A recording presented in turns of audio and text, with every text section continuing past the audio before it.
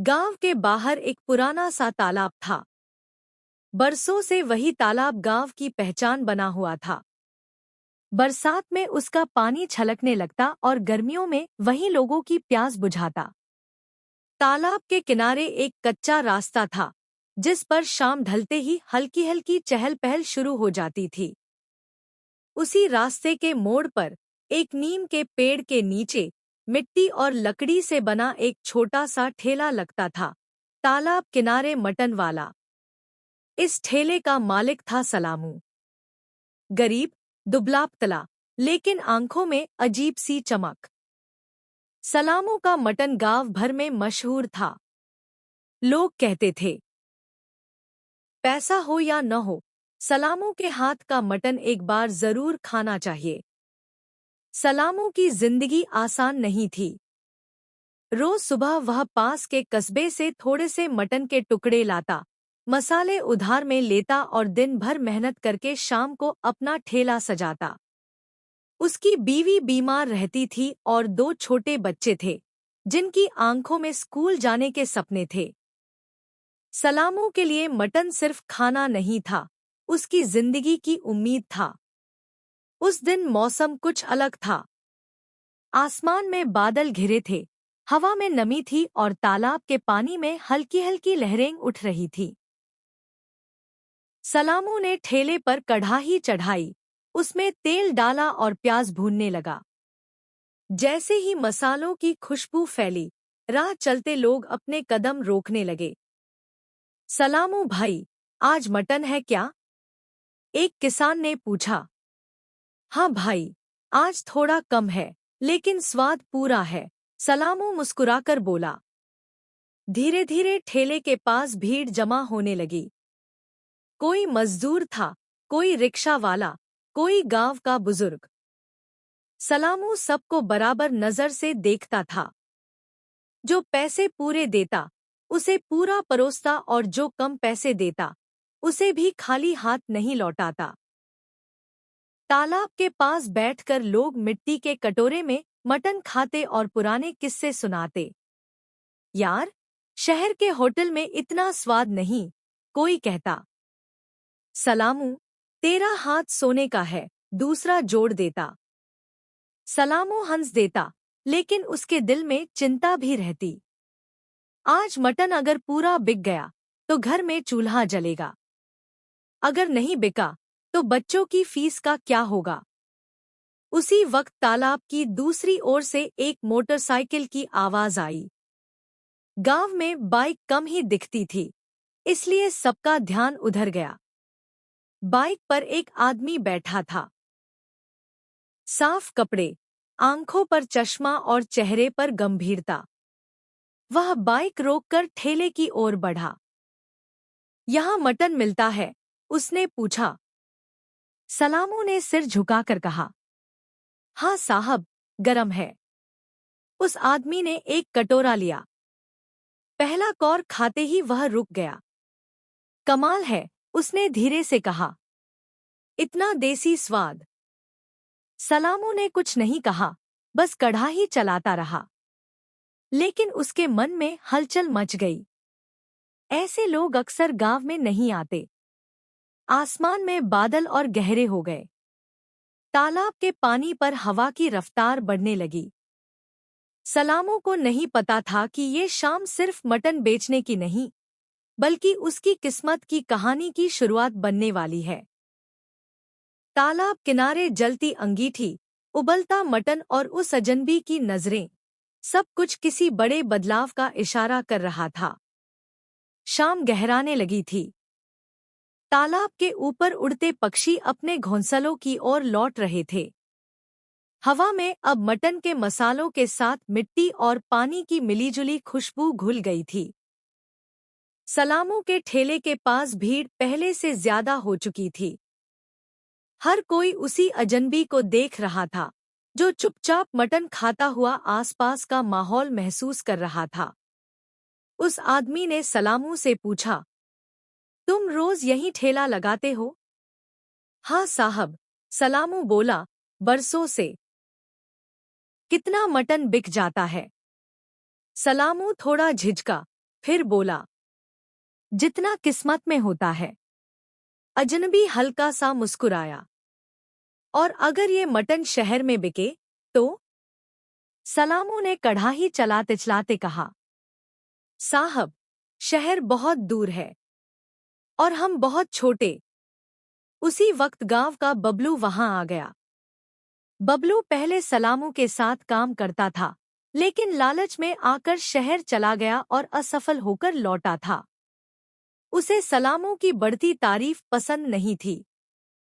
साहब, बबलू बोला, ये बस साधारण मटन है। गांव के लोग ऐसे ही तारीफ कर देते हैं।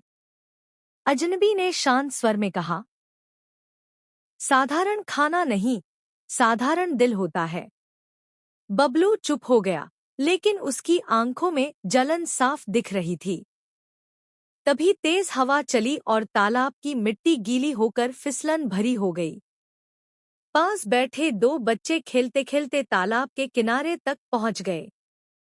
अचानक एक बच्चा फिसला और सीधे पानी में गिर गया। अरे, बच्चा गिर गया, कोई चिल्लाया। सलामू ने बिना एक पल सोचे कढ़ाई छोड़ दी और तालाब की ओर दौड़ पड़ा। उसने जूते तक नहीं उतारे। पानी में कूदकर बच्चे को पकड़ लिया और किनारे ले आया। बच्चा डर से कांप रहा था, लेकिन सुरक्षित था। बच्चे की मां दौड़ती हुई आई और रोते हुए बोली, अल्लाह तुझे सलामत रखे, सलामू। सलामू ने सिर झुका दिया। बहन, ये तो इंसानियत है। अजनबी यह सब ध्यान से देख रहा था। उसके चेहरे पर अब पूरी गंभीरता थी। तुम सिर्फ अच्छा खाना नहीं बनाते, उसने कहा, तुम अच्छे इंसान भी हो। बारिश की पहली बूंदें गिरने लगी। लोग जल्दी जल्दी अपने कटोरे खाली करने लगे। कुछ लोग छाता खोलकर वहीं रुक गए। सलामू ने अंगीठी ढक दी और मटन को बचाने लगा। अजनबी ने कहा, मैं शहर में एक ढाबा खोलना चाहता हूँ, देसी स्वाद वाला। क्या तुम मेरे साथ चलोगे? सलामू के हाथ कांप गए। साहब, मेरी बीवी बीमार है, बच्चे छोटे हैं। मैं गांव छोड़ नहीं सकता। अजनबी ने सिर हिलाया। मैं तुम्हें गांव छोड़ने को नहीं कह रहा। मैं तुम्हें आगे बढ़ने को कह रहा हूँ। बारिश तेज हो गई।